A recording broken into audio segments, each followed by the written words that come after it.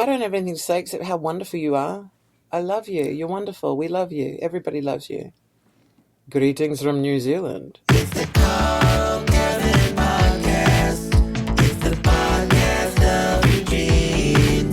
It's the Call Kevin podcast. Don't ask him things. Podcast Kevin with Call Kevin. Well, hey, everybody. Here it is, another episode of Call Kevin. It's my weekly call-in show. You leave a message on my website, kevinjamesthornton.com. There's just a button you push and you start talking. Ask a question, tell us a story, whatever you want to say. And I listen every week and respond right here on Call Kevin. I just got back from a week of shows in upstate New York last week. It went really well. I had a great time. I'm doing this new thing where I photograph my audience after the show, and I'm sort of feeling out what it is exactly, but it's cute. I'm posting the pictures in little galleries on my website. Each city will have its own gallery. The first cities are up right now on my website. It's pictures of my audience taken by me. And next weekend, I'm headed to Bloomington, Indiana at the Buskirk Chumley Theater on Saturday night. Sunday night, March 2nd, I'll be in Batavia, Illinois, and that show is already sold out. But if you're in the Bloomington, Indiana region, there's still some tickets left for that show. I would love it if you came and saw me in person. That would be real cute, I think. You guys, let's dive right into our messages for this week. Here we go. Hello, Kevin. Hello, Kevin's friends and audiences and people on all of his social media stuff. The best advice I could ever give other human beings would be to go to a park, any park, find a park bench, sit there, and just look at the sky. It is the best therapy. Just watch the sky, watch the clouds, let go. If some dogs come by, pet the dogs. I do this at least once a day if it's nice out. Even if it's not very nice out, I still do it. And I think during times like these, we have to just do this. We have to really, really prioritize mental health. Because this shit is crazy. You know, the phrase mental health always sounds to me like some like extra thing you need to do. But I think mental health is just like being a human, or like how we should be operating at our like most healthy. You know what I mean? Like mental health sounds like you need to like sign up for an account online and then like go to an appointment. But really, we aren't built to have nonstop streaming information blasted into our eyeballs all day, every day. And again, I've said this before, I'm the worst. I'm always on my phone. It's part of what I do for a living. But I am also simultaneously aware that my brain needs lots of quiet time, whatever that is for you. If it's staring at the sky, that's great. A lot of us, we hear stuff like that and we're like, yeah. I'll get around to some sky staring next week. But we do need it. Mental health, or just, AKA being a person. Hi, Kevin. This is Mary. I'm calling because I would really love to know your feelings about Blake Lively, Ryan Reynolds, and the Justin Baldoni case. Do you have any opinions? Anything about that? I'm very curious. I've been listening to all the hot takes and hot gossip, and I'm wondering what your feelings are on the whole thing. No feelings. Also, I know you mentioned before that you used to live in LA. I think you said you worked at a coffee shop and you did stand-up. But I'm curious if you ever ran into any celebrities, if you have any funny stories to tell, any hot gossip, anything you want to share. I lived in LA in the early 2000s. I worked on Ventura Boulevard in a phone shop, and I ran into some very interesting people, and I absolutely loved it. Some of the highlights were Jimmy Kimmel. He used to bring his boys in, and he actually brought me and my coworker Man Show shirts. And he was just the nicest guy. What a sweet guy. John Lovitz used to come in. He was very serious, also super nice guy, but very serious. Not at all the jokester that you would expect. The lady that played Peggy Bundy, she was actually very cool. But I was so surprised without those big heels she wore. It was the 90s. On Married with Children, she was only It about was like the 5'4", 90s. 5'5". So I expected her to be like 6 foot.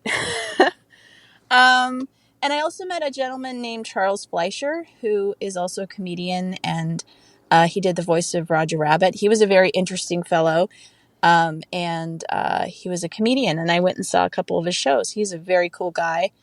Anyway, Kevin, I was just wondering if you ever ran into anybody in LA. It's a very interesting place to meet people, and it was a very interesting time in my life. In the 2000s. Okay, take care.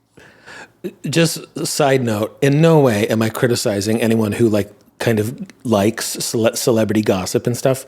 It's a genre of stuff. If you get some joy out of, that kind of thing, or celebrity relationships and stuff, that's cool. Some people like sports. Some people watch football. I don't get that either. And yeah, I'm not someone who, I don't know anything about the celebrity scandals. But yes, I did live in Los Angeles, and for what I do for a living, I know I run into famous people or know famous people. Or you guys, I have totally famous people in my address book on my cell phone right now. So yeah, I know I've had lots of celebrity run-ins or celebrity peoples around me, but I'm going to tell you about maybe my favorite one.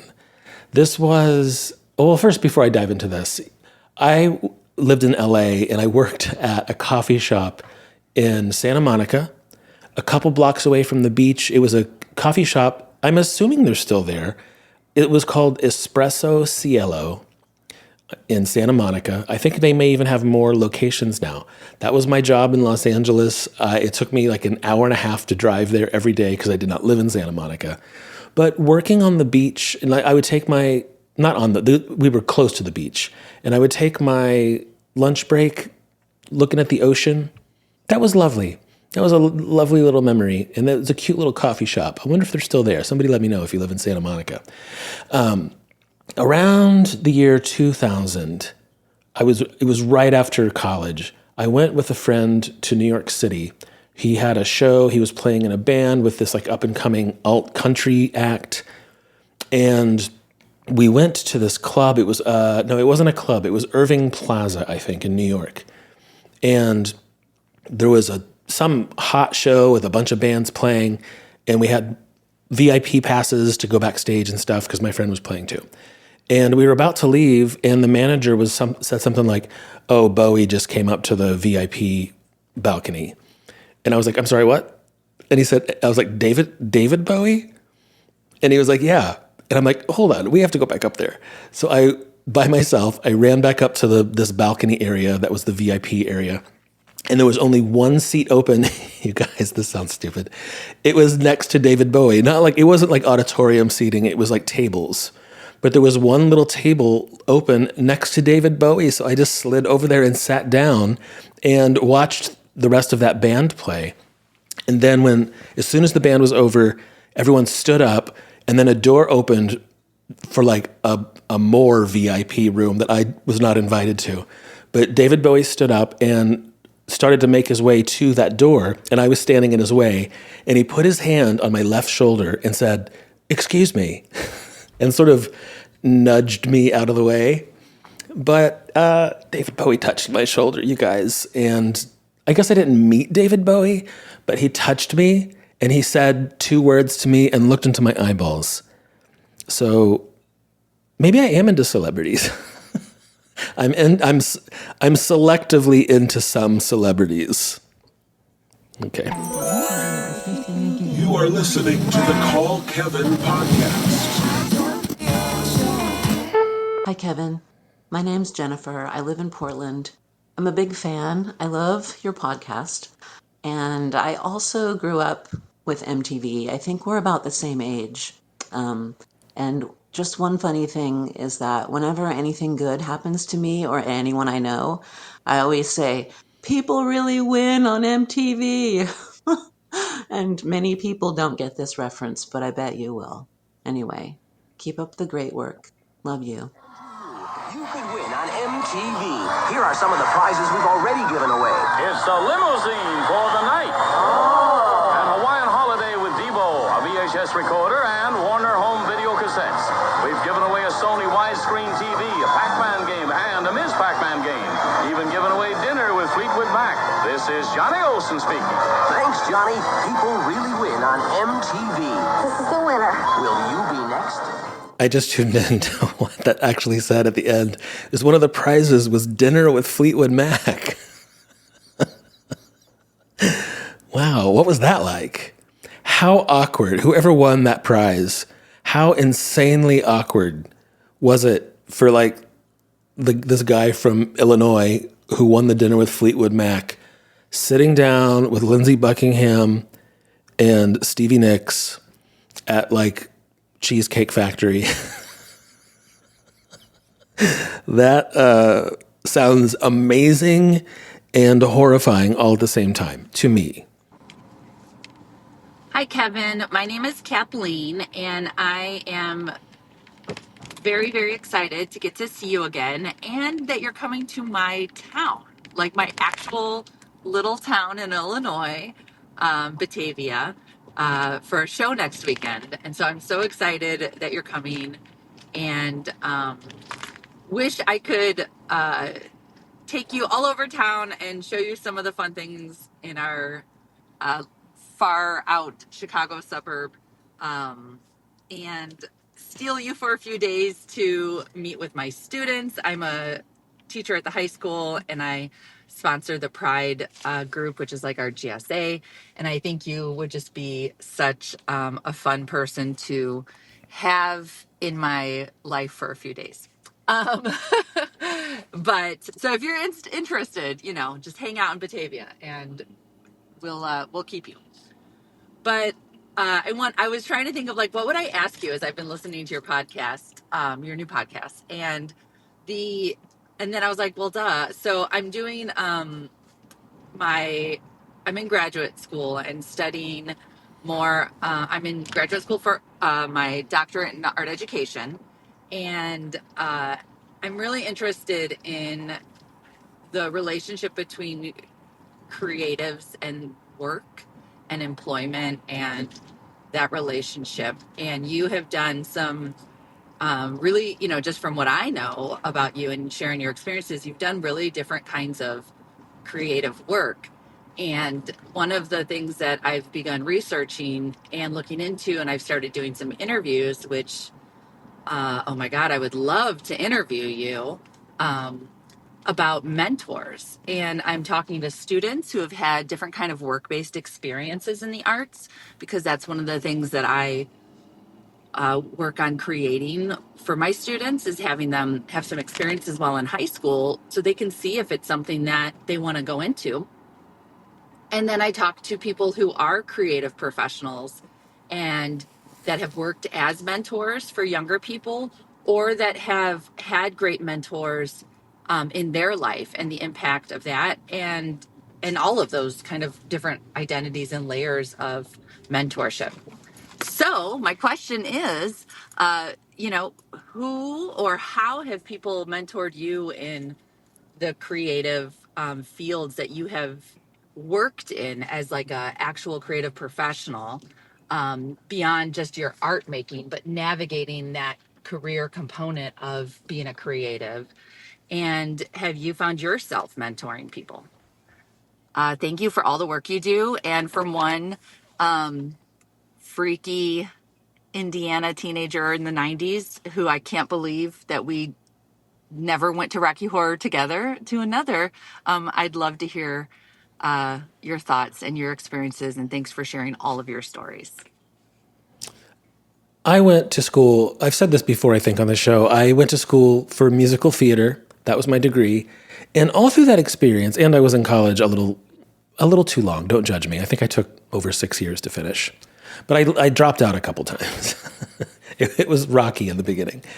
But all throughout those years, my theater department fairly regularly had like guest speakers come in from Los Angeles and New York City and talk to us about what it was like, and to answer questions. And I loved those little one-off sessions. They're probably some of my favorite parts of that theater department experience.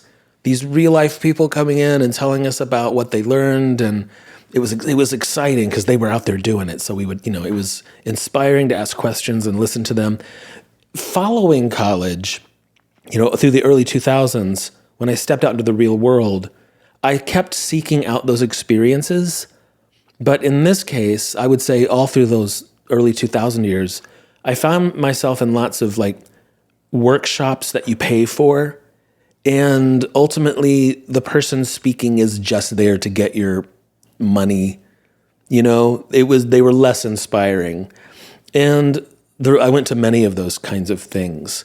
And it was the era when things on the internet were really starting to happen, and you could buy like an internet seminar, learn how to break into the music business for $250. I did a lot of that stuff. Less inspiring. Not that you can't learn from those kind of things, but it was two really different experiences. Also, in my theater college years, and this is probably a common thing for any sort of arts training program, I did not have a sense of what being a working actor out in the real world would be like. And once I got out there, I realized it wasn't for me. Now, the things I learned through that experience applied to other things, ultimately to what I do now. I stand on stage and I tell stories, or I tell stories on the internet. It all still works. Did I need to go to college to do that? I'm not sure, but I did. It's part of my story. But yeah, once I stepped out into the real world, I was like, and it was basically because in college, you rehearse a play all semester long, and then you perform it 3 times, and then it's lovely, and you're like, oh, we did it. It was so satisfying, all the work, and then we presented it, and everyone loved it, and now we're done. It didn't totally occur to me that in the real world, you do all that stuff, and then you perform the play like 187 times. And that is too monotonous for me. After I did that a couple times, I was like, I don't like this. Thankfully, I spent quite a lot of money on a musical theater degree. I would love to mentor people. I would love to be that person who shows up on a college campus and does the afternoon seminar about what it's like to be in the real world and to drop all the knowledge that I have gathered over the years. If you need help, hang up and then dial your operator. Thank you. Hey, okay, I'm recording. Hi. Wow. Hi. Hello. I'm in the process of moving. I hate moving. I'm in a new job. And my dog died. So I'm sorry. like in a lot of new things. Having my last bath in my old apartment. Oh, with a couple glasses of Which wine. has been chaotic. This place is nuts, and I'm excited to leave it. I don't know what I'm trying to get at, but I'm just gonna say hi. Hey. Oh, 3 glasses of wine. Thanks for the space and the community you've created. I don't know if I want advice. I want to tell you some like good luck, best. Okay. Best. Thank you so much. I'm glad you're enjoying this show, and good luck in your new apartment. And I'm sorry about your dog. Losing a pet is really hard. Hi, Kevin. It's Natalia here from New Zealand, and kia ora. I wanted to emphasise some of the stuff that's happening in the world at the moment. So, in the world, we are getting bombarded with lots of fundamentalist cults, and what's happening in America isn't helping here. We've had protests at our pride parades the weekend just gone, and just some really horrible, nasty things happening, by Trump supporters in our country. Would you believe it?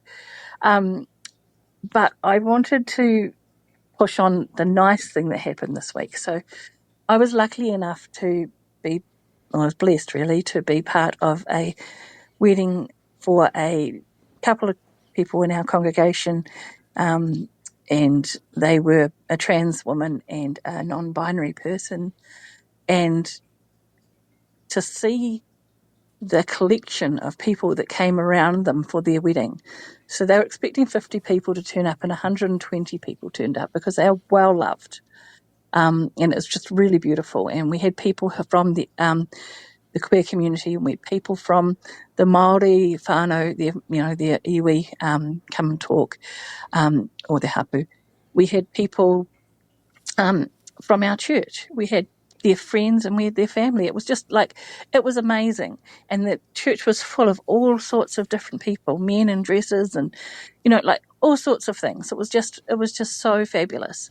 And what was really neat was the next day, 2 days later on the Sunday, I was sitting with my elders, 3 widowed ladies in their 70s and 80s, and they said how wonderful it was to be part of such a diverse and beautiful thing in our church, and how loving it was for us to be able to do all the background stuff, for the after the service, because we had a shared potluck dinner for the wedding's reception, and everybody brought food, but all of the church people, after welcoming everybody and being part of it, they went out the back and they did the dishes, or they served cups of tea, or they helped out, because that's what it's about. It's about being part of the world. So even though when you're talking about not being part of a church anymore, I'm part of this gang of people who come to our church. We are a family, we are special, and I think it's really important that we emphasize the positive, not the negative. There's 3 minutes you'll never get back. Okay. So yeah. I've noticed I get a decent amount of calls from New Zealand, and a lot of people start their message with, it sounds like they're saying kia ora. What does that mean? I know I could look it up, but it'd be more fun if you told me. What does that mean? That's like the 3rd or 4th time I've heard that. Yeah, accepting people feels good. Not living in judgment and criticism of other people feels really good, and you don't know that until you've let go of it. I grew up in a community and a culture that had a stranglehold grip on who we thought was okay, who we thought was right. Those people over there are not living right, and sort of this constant real-time critique of others, even people within our own group. It feels so damn good to stop doing that. If you're someone who is living in I don't know, if you know what I'm talking about, I remember going away when I went to college, the theater department, and walking into the costume shop, and a couple of the professors were like a lesbian couple, and just seeing everyone treat them like normal humans and make zero issue out of it. This is me fresh out of my small town. It was like, whoa, we're just gonna let them exist? Wow. You mean I don't have to sit over here and think about how sinful they are? Whoa. It was so freeing. It was such relief. It feels good to accept people that you don't understand. You don't even need to understand. You just need to accept and live in a place of non-judgment. It's pretty beautiful. It's Julia calling from just outside London. I'm enjoying the podcast so far, and I just wanted to share something with you which I think might lead to an interesting topic or just make you laugh. So I had to open my voice recording app today, which I never use, and was surprised to hear that on 22nd November last year, my son had apparently recorded this. Son and some parachute pants, son and some parachute pants, son and some parachute pants, 'cause it was the 90s, and they ate some bread and some cheeseburgers with cheese. Okay, so I have no idea where the bread and cheeseburger improv came from, but yeah, I was surprised to find that on there. Your videos have clearly made an impression, even though I mean, he's only 10 and he has no idea what sun-in or parachute pants even are. But we found your content via Java Doodles on YouTube. And hearing this message reminded me of a time when I'm in my early 40s, my son, who's 10, and my mum in her mid-70s were watching the Cinnamon Rain video and the one about how you could have bought 5 hot dog carts instead of spending $50,000 on a musical theatre degree. And we were laughing so hard we were crying. It gave me such joy to share that sense of humour with my mum and son. And seeing those videos, I just knew that they would get them, and my dad and husband absolutely would not. They were just they were just bemused. But I wanted to share that moment of 3 generations of my family like losing it over your hilarious stories. I guess the topic it brings up for me is about sharing a sense of humour with someone and how special that can be, whether it is family or friends, but also like what value you place on being funny. As a stand-up comedian, obviously you rate it quite highly, but just this week my therapist wanted to make it clear that I use humour as a defence mechanism, just like Chandler from Friends when it was the 90s. But I actually take great pride in being funny and making others laugh. It's also one of the things I'm most excited and proud to see in my son. So I wonder, aside from your fans, who in your life shares your exact sense of humour, and how much value is placed on being funny in your family or friend group growing up? Thanks for the laughs and lots of love, Julia. I'm a real oddball in my family. My sense of humor, I don't know I don't know where I got it from. There are people who laugh a lot in my family, but my sense of humor, I don't know, it comes from a different place. You said you use it as a defense mechanism. I think I learned it as a protective mechanism. In my hometown, and especially like in the early 80s, like in elementary school, small town Indiana, the only thing that anyone seemed to care about was sports and athletics, and I was not that. I think I talked about this in a previous episode. And if you couldn't do anything like that, you were very likely to get bullied. But I discovered pretty quickly if I could make everyone laugh, it was protection. I remember at a pep rally in maybe the 6th grade, possibly. It was around the time on Saturday Night Live, Dana Carvey did this character called the Church Lady. And at the time, I could do a pretty decent church lady impression. I haven't tried this since the 6th grade. I'm going to give it a whirl right now and see if it's different now that my voice has changed after 3 packs of cigarettes for a decade. Here we go. Well, isn't that special? It was better when I was in 6th grade. And I put a wig on and this church lady outfit, and I came out and did the church lady for a pep rally. So I was in drag, basically, in the 6th grade, but it brought the house down. And so it sort of made me weirdly cool in the bully's eyes. And it also, those moments were like the first little twinkling of feeling really good about something that I did, But I don't know where it came from, other than just like a need to survive. Let's take a moment to talk about our sponsor for this episode. This episode is sponsored by Strings for Hope. Established in 2010, Strings for Hope is a survivor-led organization that has dedicated the last decade to making a positive impact on the local Nashville community. By upcycling secondhand musical strings, we create job opportunities for individuals overcoming substance use disorder, domestic violence, and human trafficking. At Strings for Hope, we believe that economic opportunity is key to disrupting cycles of abuse and exploitation. Whether survivors seek long-term employment with us or view it as a stepping stone toward their goals, we provide a trauma-informed workplace with ongoing training, assistance, and dignified wages. Our products embody the spirit of Nashville, kind, creative, and deeply musical. We take pride in contributing to our community and transforming the lives of survivors within our city. If you have been listening, you've heard this already, but they have a website, stringsforhope.com. It's jewelry made out of guitar strings, but it's a charity organization. They give people training and a job and community And they make really beautiful jewelry. It's affordable, it's really cool, and it's for a good cause. Go check it out at stringsforhope.com and see if some of that is for you.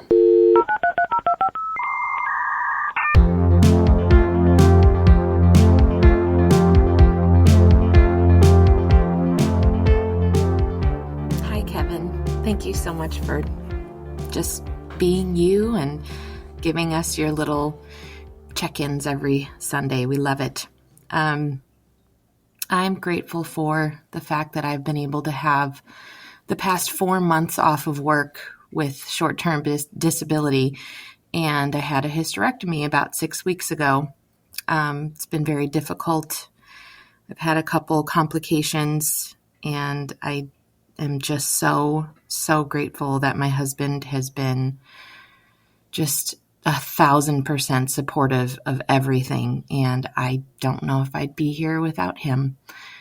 Just knowing that there are good men out there in these times has just been so reassuring. So I'm grateful for time, and I'm grateful for love.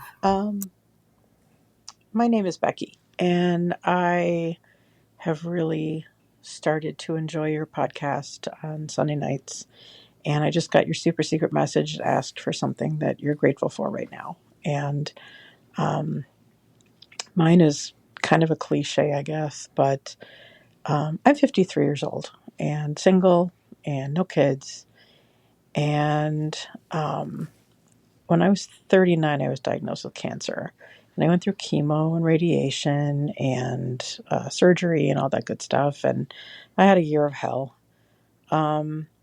Before that, I was just kind of living a life where I was not happy and, wishing that I was married and had children like all my friends and stuff. And things just weren't really going great. But when I got through my cancer treatment, something happened, and I had that weird change that I guess people talk about where suddenly you're just grateful to be alive, and that other stuff just didn't kind of matter anymore. And here we are. I'm 50, sorry, not 50, 15 years away from my diagnosis and treatment. And I'm actually the happiest I've ever been. Still single, still no kids. I have 2 cats. I travel. I work. I'm a teacher. I have a place to live. I do what I want. I am free. I can have cake for breakfast and popcorn for dinner, and nobody tells me what to do. I'm relatively healthy for right now, and I'm just grateful that I'm here, I guess. So that's all. I just wanted to um, say thank you. I love your podcast again. It just is really nice and positive part of my week to look forward to. And I look forward to seeing you on tour this summer and hopefully getting to meet you. Hello, Thanks. Kevin. This is Alex from Colorado. I just wanted to say this podcast is truly a bright spot of my week. I work a weekend job, and when I get off my 10-hour shift on Sunday nights, I put on this podcast for the drive home, and it just makes everything better. And I know the world is so scary right now for so many people, including myself. And having the constant of this podcast to look forward to every week, a hour or however long it is, of just pure humanity, getting to hear from people, all your different fans and listeners, hear their stories, their perspectives, their ponderings, I think is exactly what my heart needs right now. And it seems like it's resonating with other people as well. So thank you for what you're doing. If you'd like to make a call, please hang up and try again. Hi, Kevin. It's Becky. I'm calling you from Toronto. I've been listening to your show or your YouTube channel since TikTok was pretending to get shut down. But I found you in the pandemic. And your content always really made me feel better. It resonated with me. It was something I look forward to. It was something that helped me get through my days. And now it's really helping me get through my days. Like from the content or like from the topics you shared around like making your home, that inspired me to do that with my husband. And it made such a huge difference in our relationship. And then, you know, you talked about Depeche Mode. I don't know if it was I think it was just today, and I've been listening to it in pieces. And I was an alternative kid growing up in the 90s, you know, and we were the freaks. We were the alternative kids, but we were cool and we were sensitive and we listened to the Cure and the Smiths and we were moody and we were we were cool. You know, when I was growing up in Los Angeles, me and my friends loved Depeche Mode so much that we stood outside of the Dodger Stadium even when we didn't have tickets, and we were like, 14. We were so young. But we ended up being such groupies that we got tickets to the show. We went to the show, and then we ended up in West Hollywood outside of their hotel, you know. Those memories were amazing. We were just devoted Depeche Mode fans. We loved The Cure. We loved all of that stuff. And I think it's so interesting how now, because we were pre-internet and this is the after times that we're in after the internet, and just how much bigger things have gotten. And that's why I love coming to your show every Sunday night, because it's simpler, it's easier, it's comforting. It's just me laying in bed with my cat, and I hope your cat's tummy is feeling better. And you know, it's a community, it's a safe space, and I enjoy it. I really enjoy it very, very much. And I also enjoy listening to your journey around Christianity, because that's very heartwarming for me, the good parts. And my part in that, if it matters or not, it really doesn't. It's just my experience is that I didn't grow up under a church steeple. I grew up in a very wishy-washy, you can be whatever you want household. My dad and mom are hippies. So, you know, I'm a flower child and I just love it. I love love and I love giving love and I love sharing love and I love being around love. And that's what your podcast is to me. And I think that's what your podcast is to everyone. So you keep doing it and we'll keep showing up. Talk to you later. I have a memory that sort of does both things of being a teenager and, like this person was saying, listening to Depeche Mode from outside the stadium, and positive memories from youth group and church, because there are many. I was just thinking about this time, even though there was lots of painful moments too. It was still my teenage years and we did lots of fun things.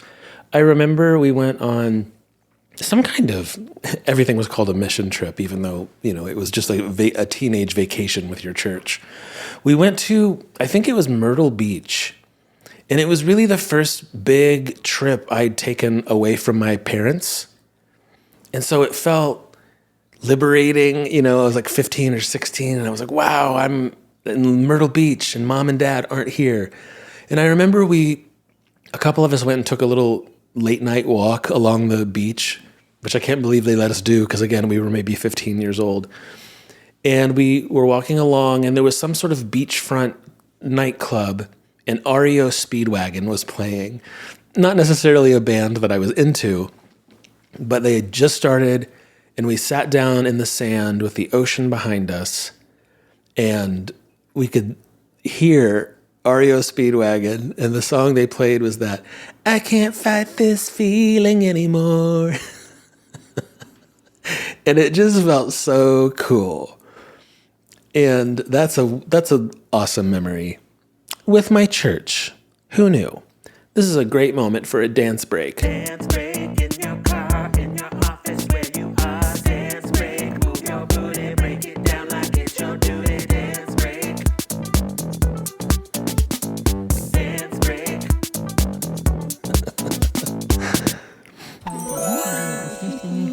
listening to the Call Kevin podcast.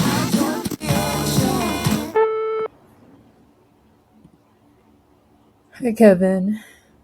Thank you for all that you do. I'll just get straight to the point. I'm finding myself at a little bit of a crossroads in my life, and I just wanted to talk about it and hear your reflections. I've been dating someone for the past 2 months, and they treat me so well, and it's the first time in my life that I don't feel like I need to work really hard to earn love from somebody else. They see me and accept me and appreciate me for who I am. I don't have a good pattern of picking the right partners in my past, and I really think that this person, if I decide to choose them, to commit to them, could change everything for me in the best way. When it comes to healthy partnership. And yeah, so despite all this, why am I still finding myself keeping them at arm's length? I hyper focus on the fact that this person doesn't quite fit the image of what I imagined my future partner would look like. And that throws me off a little bit. And I think, namely, I'm torn between two narratives. There's people telling me that if I'm not excited and 100% on board, then I need to leave as soon as possible so that I don't waste their time, and that life's too short to settle for anything less than what you want. And then there's people telling me that I am self-sabotaging a healthy connection that could be everything I actually need in my life, because I wouldn't be settling at all with someone who shares my core values and beliefs. And I guess for me, it always boils down to I'm scared of making the wrong choice. And just how do you navigate through that? I appreciate your insights and would love to hear your thoughts on this. I'm not a doctor, but I play one on this podcast. I have said before that I wish I had discovered therapy in my younger years. I'm Generation X, and that's not something we didn't have words like trauma or therapist.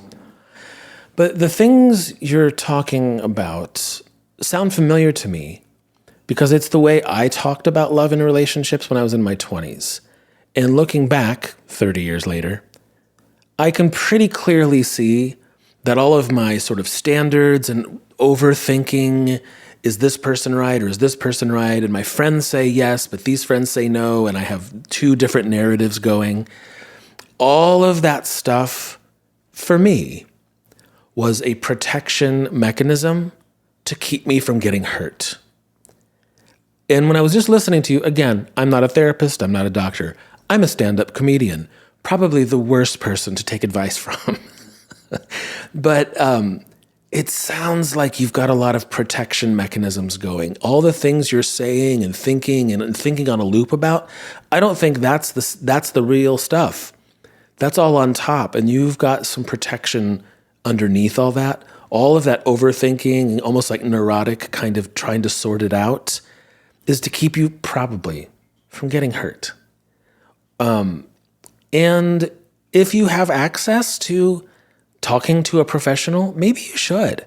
Because how much more enhanced could your life be and your love life be if you could work through some of that stuff and let it go? Because I think love and romance, it should be a joy. It should be a trip when it's the best. No really overthinking anything. I was just, does anyone have like some sort of easy access therapy thing I can promote on the show?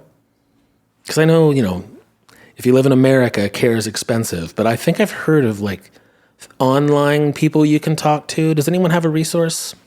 Maybe we can make some kind of connection like that. That's my advice, if I had any, from a stand-up comedian who has a trail of failed relationships behind me. Go talk to somebody. Hi, Kevin. This is Callie from Tennessee. I'm a college student and I'm having a really great time and completely loving everything. I love choir and theater, and that stuff is just really my passion. I'm having such a good time. Anyway, I want to say, first of all, thank you so much for doing what you're doing. Thank you for the Secret Sunday message. It really is a little bit of light in the week, and this podcast is so nice and helps me wind down from the day, and I just really appreciate it. But I also have some advice to ask of you. So like I said, I've been in college for a couple years, and for starters, I grew up in a conservative Christian family. Now, I'm still a Christian, but no longer conservative. And I feel like I've gotten very passionate about certain issues, and my family and I don't always align on that. And I just kind of want to ask, how do I not be the quote-unquote crazy liberal college student? You know, I try not to be over the top. I try not to be, too woke for my family members or whatever, but it can be hard sometimes because I feel like this stuff really matters, and I feel like they just don't see that. And, I just have been around so many, like, diverse types of people in the school I'm in, as a person in choir and theater, I'm around gay people, trans people all the time, and some of my best friends are people in the queer community, and I really love them. And when I hear my family members say things about them, I think, well, I'm friends with those people, they're just people. And so how do I not seem irrationally, I guess, over the top to them? How maybe can I help get through to them? And, I know I'm not going to change their ideology, but how can I maybe help them to see the other side a little bit more and also not to seem crazy in the process? Again, thank you so much for what you're doing, and I love you. Bye. I talk about this a little bit in my new live show right now. It's a thing I've been thinking about. I'm going to have to go around the block a little bit to make this point, but you might not know, but I sort of grew up.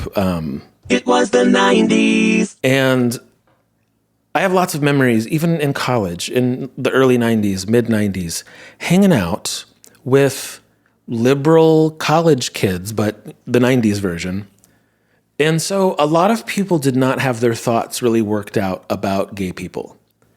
And I was sort of navigating this new world where I was around so-called liberal people, but who would still say kind of under the surface homophobic things to me without even realizing it.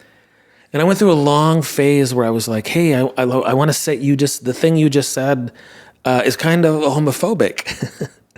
and no one can hear, no human can take that very well. What? Me? I'm a good person. How dare you? I'm an ally,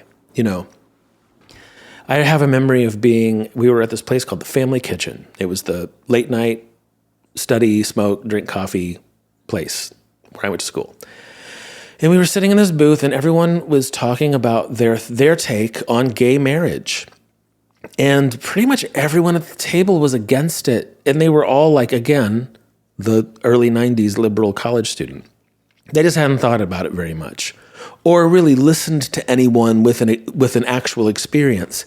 And I remember just sitting at this table. These were like my friends saying this to me. And I said, I'm so tired of being a diplomat. And they're like, what do you mean? I'm like, I'm so tired of having to sit here and take this. Like, you guys are saying this to me.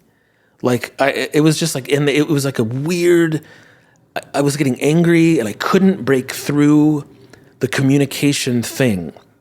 And it was a big lesson for me that humans move really slowly. Everyone deserves equality right the hell now. Yes. Shouldn't have to wait. Shouldn't have to wait 10 years. Shouldn't have to wait a year or a day. We all deserve equality, to be treated fair and the same now.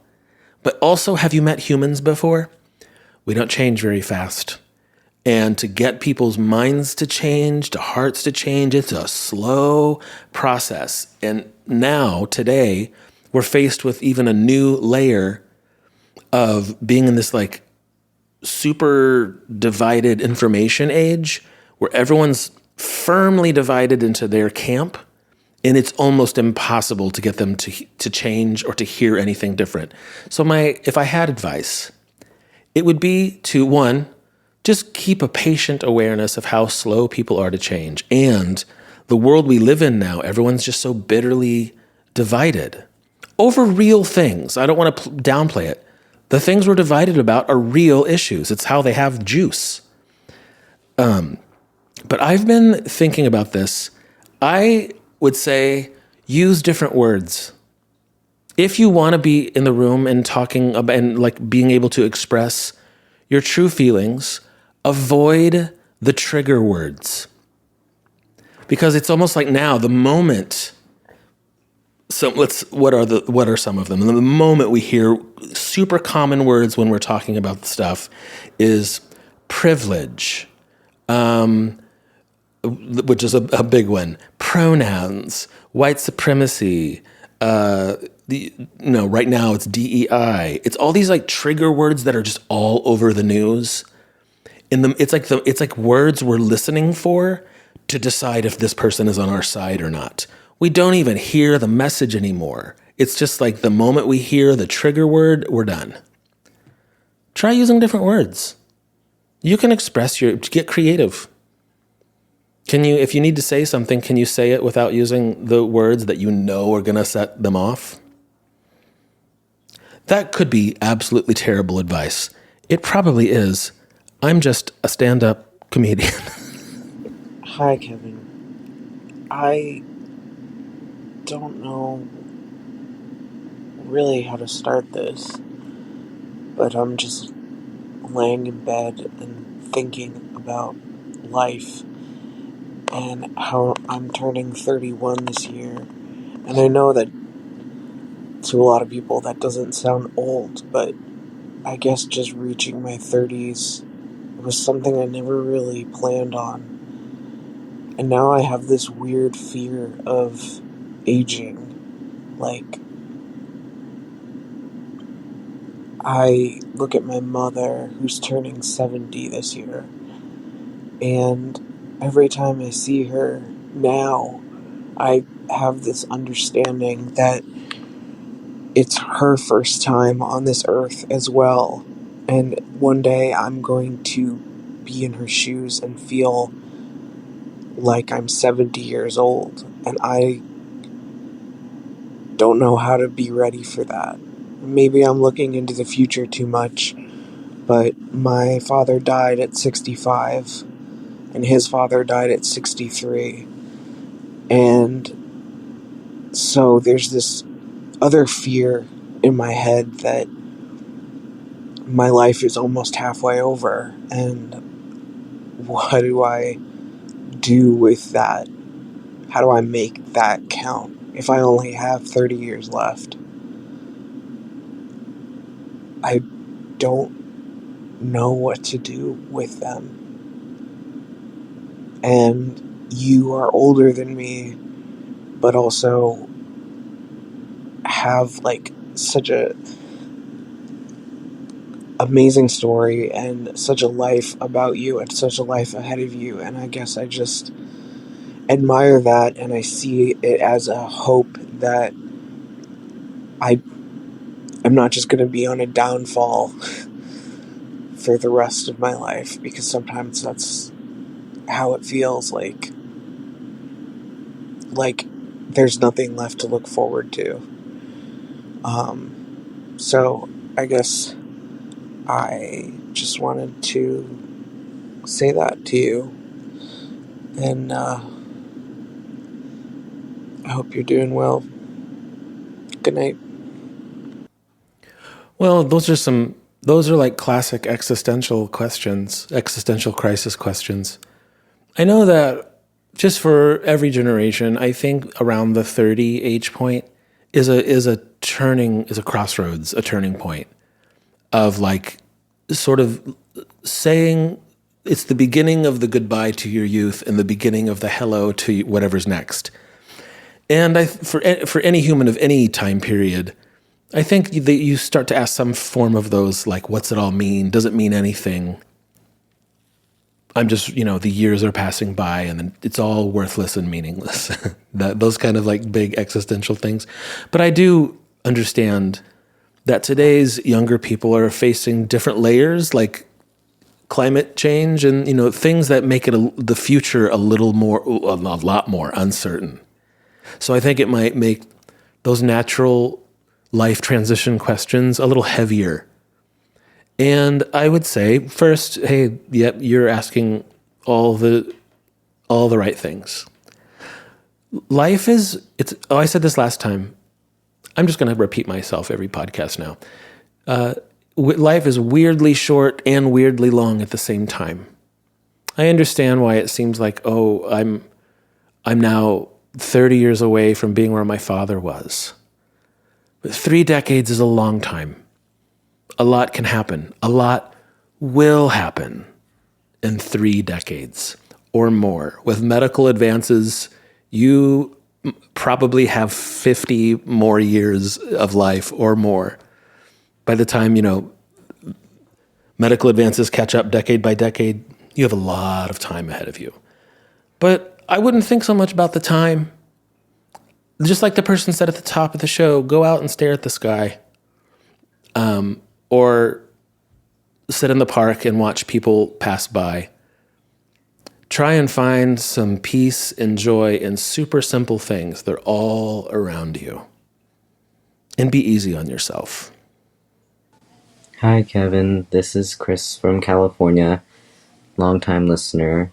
I can't wait to see your show in June when you come out here. It's going to be my first time going to the Improv, and I'm kind of excited about it. But I'm sending a message in today because I have a question, and I have big brain thoughts that I need to get out. You're in the right place. And from an unbiased source. And I've tried talking to friends and family about this, and they don't seem to understand. So I thought maybe you might. My best friend from high school, she moved away to a different state in a different time zone with her boyfriend, who she's been dating for a super long time. Also because California is super expensive, but they moved out there for boyfriend's job, and I've never experienced having a best friend who I could just pop over to their house and be like, hey, let's go hang out. Let's go, see a movie. Let me come to your house and hang out, or you come to my house and hang out. And she lives so close, we could just hang out all the time. And I'm not used to her not being close or having a best friend like that move so far away and not have access to their person to be near them and do all the fun things that we would do, or just even hang out and do nothing, and we would sometimes go to the mall and hang out, or go to different stores and hang out.